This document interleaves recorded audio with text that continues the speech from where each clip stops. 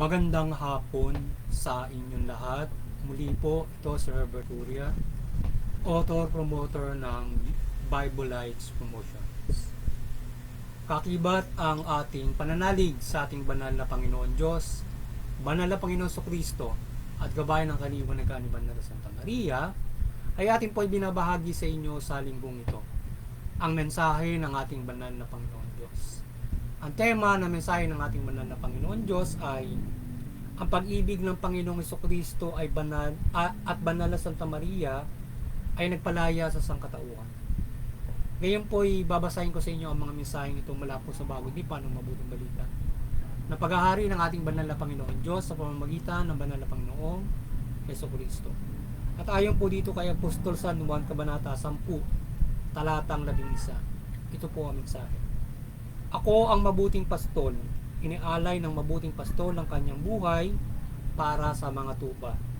Ipagpatuloy po natin kay Apostol San Juan, Kabanata 15, talatang 7, talatang 12 hanggang 13. Ito po ang mensahe. Kung paanong iniibig ako ng Ama, gayon din naman iniibig ko kayo. Manatili kayo sa aking pag-ibig. Ito ang aking utos, mag-ibigan kayo gaya ng pag-ibig ko sa inyo. Walang pag-ibig na higit pa sa pag-ibig ng isang taong nag-alay ng kanyang buhay para sa kanyang mga kaibigan. Pagpatuloy po natin sa mga taga-Galasya Kabanata 5, talatang 1. Ito po ang mensahe. Pinalaya tayo ni Kristo upang manatiling malaya. Magpakataga kayo at huwag nang paanipin muli. Ito po ang mensahe.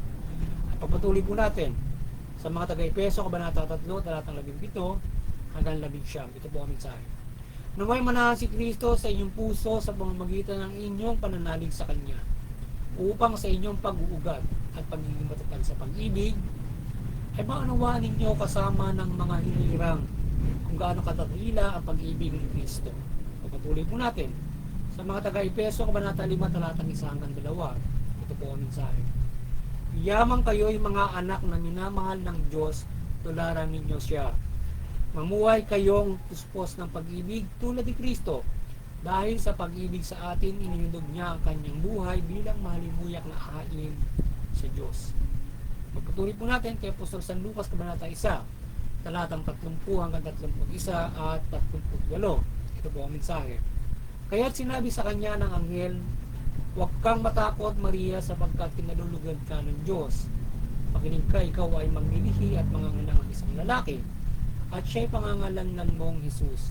Sumugot si Maria, ako'y alipin ng Panginoon. Mangyari sa akin ang iyong sinasabi, at nililisan siya ng anghel. Ito po ang mensahe salita ng ating banal na Panginoon Diyos sa ating pagbabahagi ng mabuting balita dito sa Bible Lights Promotions. Salamatan po natin ang ating banal na Panginoon Diyos, banal na Panginoon Kristo at banal na Espiritu Santo. Hindi po ang ating banal na Santa Maria. Maraming salamat po, banal na Panginoon Diyos, Panginoon Kristo, banal na Espiritu Santo at banal na Santa Maria. Ngayon naman po ipaliliwanag ko sa inyo ang mga mensahe ito mula rito po sa tema na ang pag-ibig ng Panginoong Kristo at banal na Santa Maria ay nagpalaya sa sangkatauhan. Nais mong ibabatid sa atin ang ating banal na Panginoon Diyos mula sa Panginoong Kristo sa kanyang inihiyag na sinasabi dito na ang Panginoong Kristo ay sa kanyang inihiyag na siya ang mabuting pastol.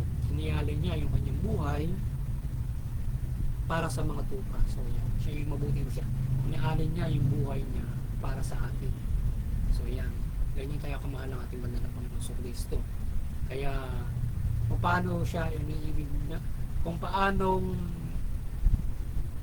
iniibig siya ng Ama, gayon din naman niya iniibig tayo. So ganun yung kalaki ang pagmamahal niya sa atin. At nais niya na tayo ay pag-ibigan din at tularan natin siya. Walang higit na pag-ibig pa sa taong alay na kanyang buhay para sa kanyang mga pamilya. Kaya siya ay yung pag-ibig niya sa Panginoon Diyos, sa pagnakalooban niya, pag-ibig niya sa mga tao, yun, inindog niya yung buhay niya para sa ating kaligtasan. So tayo ay sa pagpapalaya sa atin ng Panginoon Kristo, so huwag na tayong palipin muli sa kasalanan at sa diablo. So yan. Kaya huwag na tayong palipin muli sa diablo at sa kasalanan na ikunanim sa atin ng diablo na tayo ay nagkakasala. Kaya kahit na tayo sa paggawa ng hindi mabuti mula sa ating laman na ito ay hinikayat ng diablo kung paano tayo yan ay hinikayat tayo sa paggawa ng hindi mabuti. So yan. At kaya sana yung Panginoon Kristo manahan sa bawat isa para lubos nating maunawaan yung kanyang pagmamahal sa atin at yung kanyang pag-ibig kung paano siya nagpahiran ng pag-ibig mula sa pagtupad ng kalooban ng Panginoon Diyos at sa kanyang pagmamahal sa tao. Yan. Kaya tayo ay mamuhay ng puspos ng pag-ibig, yan, tulad ng Panginoon Kristo na inihandog niya yung kanyang buhay na biyang mahalimuyak na hain sa Panginoon. Kaya tayo dahil sa pagsunod natin, sa pag-ibig natin sa Panginoon Kristo, sa Panginoon Diyos, yung ating buhay kaya din natin ibigay para sa Diyos, para sa Panginoon Kristo. Yan. Kaya dapat gano'n tayo mananampalataya sa Panginoon Diyos, kagaya ng Panginoon Kristo. Sa pagmamahal natin sa Kanya, pagmamahal natin sa kapwa. So gano'n kalaking pag-ibig, hindi yung ikaw yung gagawin mo sa hindi ka papatay ng tao, hindi ibibigay mo yung buhay mo para sa kapwa. So yun.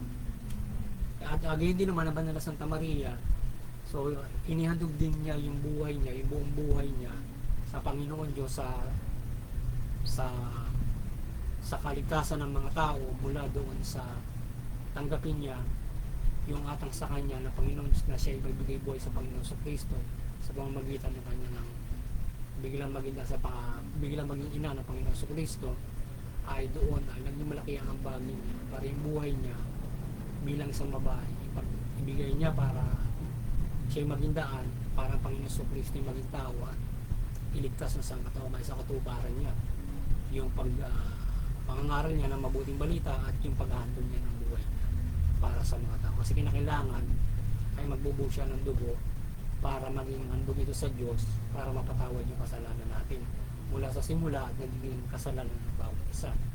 So si Banal na Santa Maria naging siya pinili ng Panginoon Diyos na karapat-dapat para maging ina ng Panginoon sa panahon niya. So siya lamang sa lahat ng panahon na mayroong katangian para pinili ng Panginoon Diyos maging ina ng Panginoon Kristo. At siya ay sumunod sa Panginoon Diyos kaya gano'ng kalaki yung kanyang pag-ibig sa tao, sa Panginoon Diyos para yung kanyang buhay ay ibigay niya yung buong buhay niya. Kasi siyempre kung sino mang babae na siyempre kung ibibigay mo pag nililingkod na sa Diyos yung ikay maging ina ng Panginoon sa Kristo at yun yung maging buhay mo na yun.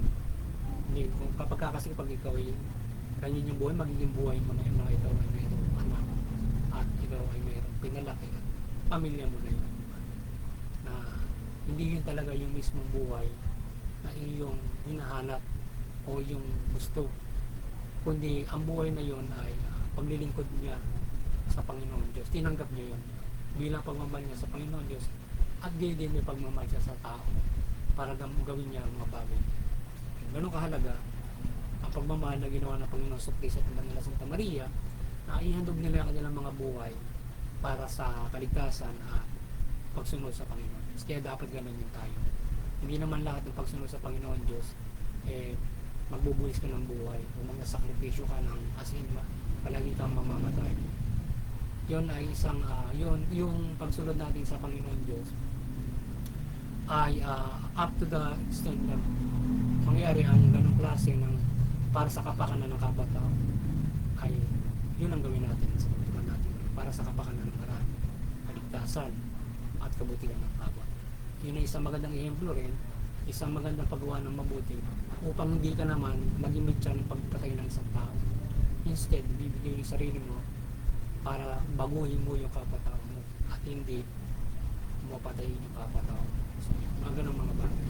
Hindi ganun yung isang magandang ehemplo para hindi ka maging masama sa kapatao mo para kung mayroong masama hindi ka maiinggan o lalo ikaw ginawa ng masama kaya Panginoon papalagang mo maglalaban din. So papatay mo siya or mamamatay ka. So mali pa rin, may nagkasala ka pa rin din ng mga mali. So malaga ay gayahin mo Panginoon sa Kristo na mabago mo yung kapwa-tao, parang ganoon. At umabot man Diyos sa punto na ikaw ay isakripisyo ng Panginoon Diyos, pero hindi basta-basta lang siya para sa pangmarami yun. Kaya tayo ay sundin natin yung Panginoon Diyos at tayo tutulungan niya kung paano natin pag-iiralin ang mabuting balita, sacrificing ourselves, pero tayo ay liligtas din sa mga kapano para sa kabutihan, magtupad na mabuting balita. Ganun. So ganun, at yan ang nais ng ating banal na Panginoon Diyos. Kaya tayo mamuhay na puspos ng pag-ibig. So, kaya sa ganun tayo dapat na mamumuhay na nakagaya ng Panginoon sa Kristo. Ganun tayo kamahal ng Panginoon. Ganun din tayo magmahalan sa bawat isa.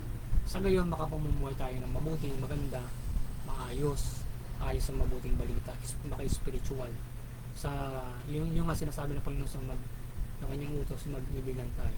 So yun, dahil kung yan yung core ng kabutihan para tayo ay makasunod sa kalooban ng Panginoon Diyos at hindi tayo gumawa ng masama. Lalo na halimbawa sa pamahalaan, hindi mo malalabag yung pamahalaan, yung kanilang mga batas doon kung ikaw ay nasa sagabay ng Panginoon sa Kristo, mayroon kang pag-ibig. So hindi ka gagawa ng labag sa batas, ika lagi masusunod yun. Iba kasi naalalabag kasi maraming iba't ibang mga hinaharap sa buhay. That's when nalalabag din yung batas. So yun, muli sana ay naliwanagan na naman kayo at nagabayan ng ating banal na Panginoon sa Kristo at patuloy niyang napangalagaan ng inyong buhay at ng inyong espiritu mula sa mabuting balita at ng kanyang paggabay sa atin sa ating pananampalataya sa Kanya, mula sa ating mga nananampalataya ng mga Kristiyano, at ibang Kristiyano, at lalong-lalo na yung ibang mga hindi nananampalataya. Sana kayo ay maliwanagan at magabayan ng inyong espiritu at ang inyong buhay, at kayo ay manampalataya sa Panginoon Kristo at tungo sa pananampalataya sa Panginoon Diyos. Sana patuloy niya tayong nabuklod at napangalagaan ng kanyang buhay, ang ating buhay espiritu sa pananampalataya kay Panginoon Diyos, ayan, sa ating pang-araw-araw na pamumuhay natin. Muli, sana tayo ay patuloy na isubol niya Banal Santa Maria, gabayan tayo ng kaliwanagan, literal na tayo gabayan niya ng kanyang kaliwanagan at milagro o aparisyon sa ating pagbabahagi ng mabuting balita, at patuloy kayong mahikayat at talimahin ng mabuting balita para sa ating kaligtasang spiritual. So yan. At patuloy tayong gabayan ng iba't ibang pagmimilagro ng ating Panginoon Diyos, Panginoon Kristo, at mula kay Banal na Santa Maria, at sa paggabay sa ating pagbabahagi ng mabuting balita. So yan. At doon sa Interfaith Unity, sana patuloy tayong pagbuklorin. Maliwanagan kayo ni Banal na Santa Maria, patuloy tayong magbuklod sa iba't iba nating paniniwala at mag-unawaan tayo, magkaisa tayo, magkairal tayo ng kapayapaan, pagkakaisa, tulungan, at unawain natin yung ating mga paniniwala para hindi tayo nauwi sa hindi pagkakaunawaan, sigalutan, awayan, karahasan, digmaan. Bago nga tayo ay nakagagabay sa family, community, bansa, buong mundo at mga kapamahalaan. Lalong-lalo na pagabayin yung kapamahalaan sa pamamahalaan nito, yung legalidad, at ito yung makatulong ang legalidad din para sa pagpapahinggan ng kapayapaan, maging doon sa ating mga reliyon na ito ay maging barrier para hindi tayo nagkakaroon ng doon sa hindi natin pagkakaunawaan, hindi ito mauwi sa mga karahasan. Natingit sa lahat ay yung pagkakaisa natin sa Interfaith Unity at pag-iibayo ng ating pananampalataya sa pag-ugnayan sa iba't ibang mga reliyon na ito ay hininaw sa ganong klase ng mga nangyayaring mga iba't ibang mga karahasan. At muli doon sa CBCP and Vatican Church, sana patuloy kayong maliwanagan po ng Banal Santa Maria. Patuloy niyong pagbuklorin ng sangkatauhan sa pananampalataya kay Panginoon Diyos, Panginoon Kristo at mabuting balita. Sa ating bunting kakayanan, patuloy tayo nananampalataya ng gabay ng kaliwanagan ng Panginoon Diyos, Panginoon Kristo, Banal Espiritu Santo at Banal Santa Maria. At patuloy tayong gabayan sa ating pagbabahagi ng mabuting balita at may kahit natin ang lahat sa gabay na kaliwanagan ng pagmimilagro ng banal sa Panginoon. At dumadalangin tayo ng iba't ibang gabay na pagmimilagro ng Panginoon Diyos, lalong-lalo na sa paggabay sa pamahalaan, na gabayan tayo ng kanyang kapangyarihan sa ating paggabay ng mabuting balita sa pamahalaan upang ito'y mamahalan ng mabuti at ito. Kayo mga kapamahalaan, maliwanagan kayo ng Banal Santa Maria ng Panginoon Diyos ng mabuting balita. Mamahala kayo ng mabuti, matuwid-tugunin niyo karapatang pantao, patas na ustisya, at sa gayon makapamumuhay ng mapayapang maunlad ayon sa karapatan ang inyong mamamayan. Higit sa lahat ay nananampalataya sila ng lubos sa ating banal na Panginoon Diyos, mula Panginoon sa Kristo, at magkaroon ng kaligtasan. Muli, ay sana ay patuloy tayong pagpalain, protektahan ng Panginoon Diyos, Panginoon sa Kristo, Banal na Espiritu Santo, at sama-sama tayong mumuhay sa mabuting balita. Patuloy ko kayong hinikayat na manampalataya ang lahat, lalong-lalong makapamalaan. Magsama-sama tayo magpurik sa Panginoon Diyos at magkasalamat sa mga hindi alam.